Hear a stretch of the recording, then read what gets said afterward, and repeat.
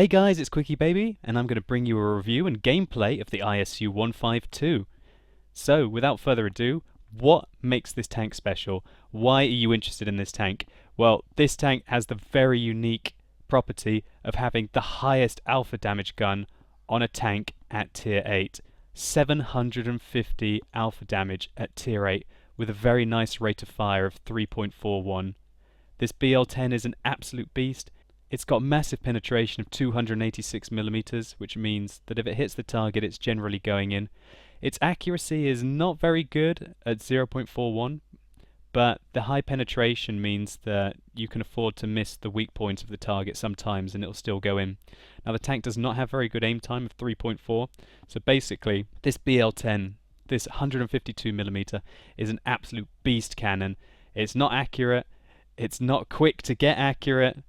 It's got a fairly good rate of fire when you consider its alpha, but at tier 8 it's very slow to reload when you consider the other tier 8 tank destroyers. But oh my god, 750 damage at tier 8. Just to tell you that this tank can meet tier 6 tanks. It can basically one-hit some tier 6 tanks if it rolls fairly well, and it can take 66% off most tier 7 tanks, and it can basically take half the health off any tier 8 tank in the game. This is an absolute beast of a gun, and that's what makes this tank special. So let's take a look at the other stats, and instantly you're going to be rather underwhelmed. It's got 1000 hit points, which is not brilliant for tier 8. This thing can be 2-hit by other tank destroyers, even though their alpha is not fantastic. It's got an okay engine, 700 brake horsepower, and its 50-ton weight limit means that it can get up to its top speed of 43 kilometers an hour along a straight line. Now, its traverse is not brilliant, 21, but that's okay for a tank destroyer. Now, its frontal armor is 90mm, its side armor is 90, and its rear armor is 60. So basically, at the back, this is almost guaranteed penetration on this tank. On the side, you can see the surfaces are very flat, so that means you've got a very large target to shoot at, and 90mm is not going to bounce many tanks if you can't get an angle on the tank. Now, the mantle on this tank is very thick, and it will troll.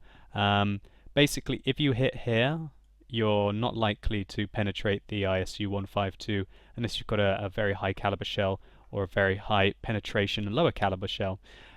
Now, what you can do with the ISU, considering its side armor is the same as its frontal armor, is try and angle the tank slightly between the shots, and that gives you the most possible chance to bounce. And also, some enemies might shoot your tracks, and your tracks might absorb the damage.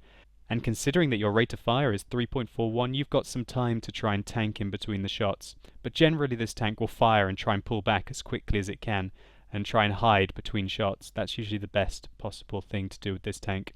So, without further ado, now you know what we're going to be looking at, let's see some gameplay of this absolute beast in action.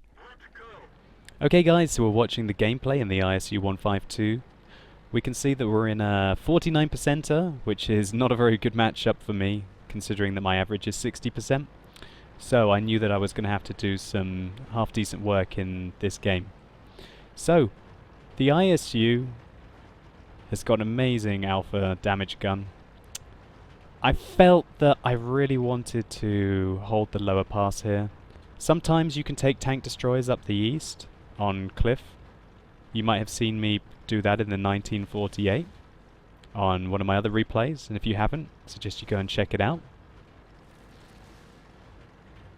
So basically, I'm going to use the bushes that you see here to camp for a little while and hope that the enemies make a mistake and come and put pressure on us.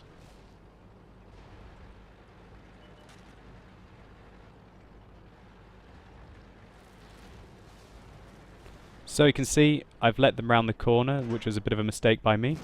But there's our first shell of the game, 779 damage onto that IS-2. So that tier 7 heavy tank just lost nearly 2/3 of his health. And that's the power of this gun. That is the power of this gun, just the sheer alpha damage. At tier 9, this gun would be, oh, okay. But at tier 8 is... wow. It's like, think about the gun that's on the KV-1S, the 122mm. That is what makes the KV-1S overpowered. However, it's the same gun that the IS gets, and you don't really hear people talking about the IS being overpowered. It's the fact that you've got a gun that's good enough to be a tier above at a lower tier.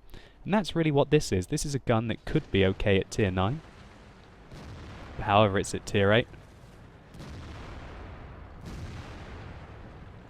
I took a chance to try and end the Tiger P's life there. And unfortunately, we didn't manage to hit him. And even worse, we just took a rather large shell for 405 damage.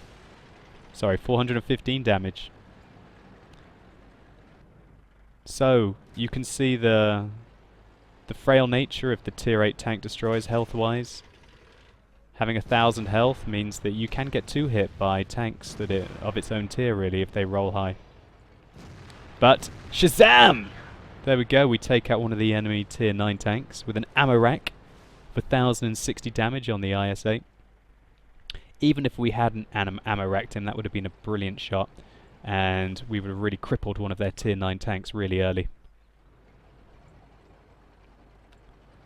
So as we can see, I'm just being patient.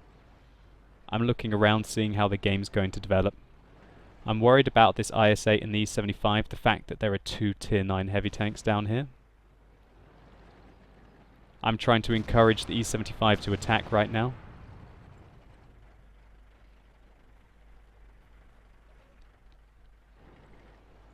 I'm worried that we might be losing the east flank, and that's why I really want to see some pressure applied. We just took a small amount of damage. Might have been an HE shell from any manner of tanks. We can see that the heavy tanks are flanked by a T-69 above them. So really the C-75 should press the advantage here. And I'm going to work with him to bring the alpha. I'm going to pre-aim here because I thought the Tiger would come back. You're not shooting my friends in the back. And there we see 629 damage, taking out the Tiger cleanly.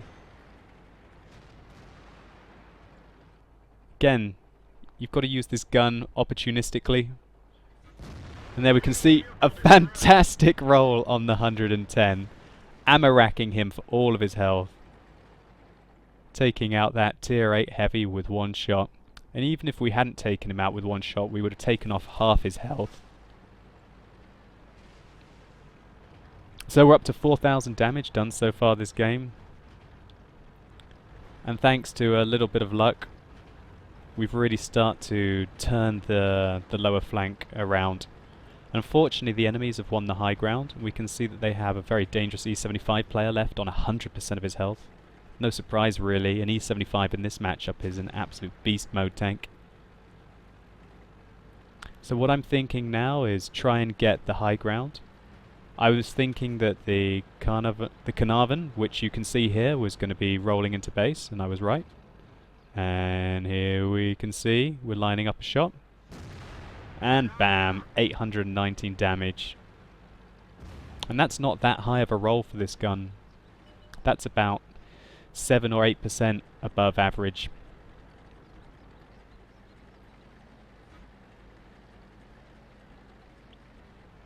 So we've done 4,700 damage, 4 clean kills, thanks to the ammo racks that we put out. Here we can see an ISU ahead of us. Sorry, make that an ISU-152. So that's the tier 7 tank, that's the one before the ISU that you see me driving now. And I try and get into position to aim my shot.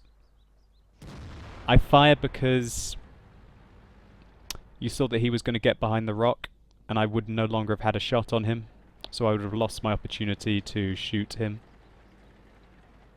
It was a bad shot though. I was just hoping for luck, really. And again, a bit of poor play by me. I misjudged my aim time and my reload rate, so we didn't get the second shell.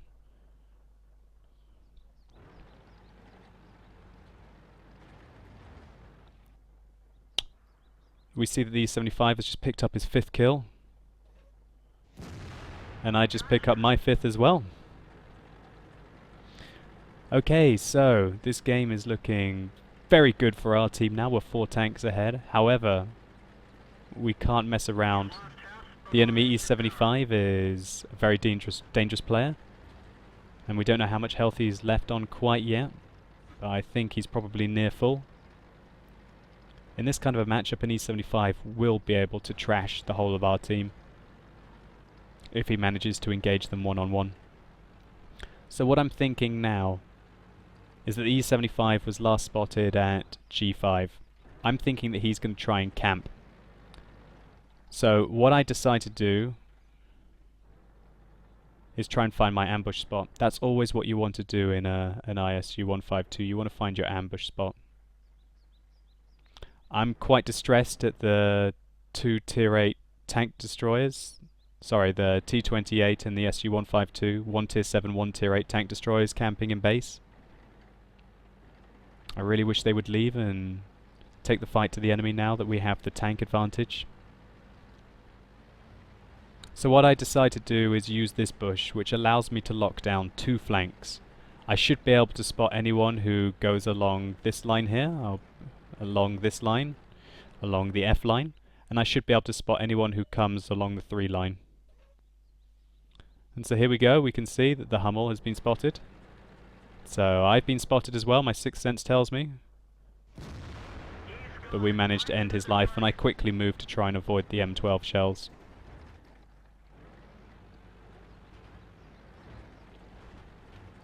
So you can get yourself up this cliff, as you guys will likely know. And, oh my word, I've been ambushed by an E75 who misses his shell. I go up to try and put some pressure on him. Between his reloads, the E75 takes quite a long time to reload, nearly as long as this tank. And, oh dear, I'm in trouble. An E75 which I cannot one-hit. I'm trying to hold him in position and hope that our artillery land shells.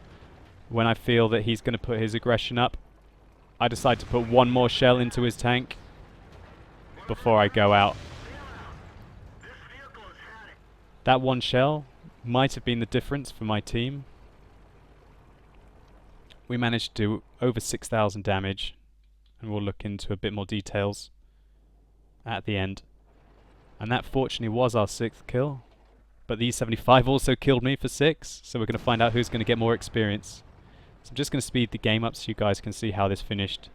The IS went into the base, killed the artillery, and then our artillery smashed the E75 with a nice counter battery. I was quite happy about that, because as you're going to see in the after game reports, it allowed me to get my top gun because the E75 didn't get his 7th kill. So here we can see the after game stats for that ISU game. This was my mastery badge. We managed to do 6,181 damage, which is a fairly healthy amount for a tier 8 tank. We can see that we were able to do significantly more damage than most of our team combined. And we can see that the E75 on the enemy team did do quite a lot as well. However, we were the one who were able to take down the top gun with our larger amount of experience gained. The T69 on my team had a good game as well. We could see him in the middle of the game, situated above, shooting down on the opponents, being very opportunistic, picking up 4 kills and putting out a fairly good amount of damage as well. So I think really I showcased the potential of the ISU here. It's got to be a very opportunistic tank destroyer. I'm going to be keeping it. I'm definitely going to be keeping this tank, even though I've already researched the object, which I will be buying soon. I think this is a fantastic tank. It's got a huge rate of fire for having 750 damage at tier 8. This tank would still be good even if they reduced the rate of fire by maybe 25%. It would still be strong. But the DPM that this tank can put out if it's allowed to free shoot is amazing. However, I definitely recommend to try and avoid taking any shells if at all possible, and angle your tank in between shots to just try and weather a little bit of that storm. I love the ISU. It's an absolute troll beast, and I fully recommend this tank. So guys, I hope you've enjoyed. Thanks a lot for watching. I live stream on Tuesdays, Thursdays and Sundays on www.twitch.tv/QuickyBaby. And if you've enjoyed this, then please think about rating it at the bottom. I'd really appreciate it. And tell me what you think about the ISU in the comments at the bottom. As always guys, you've been epic. Thanks a lot, and hopefully I'll see you soon.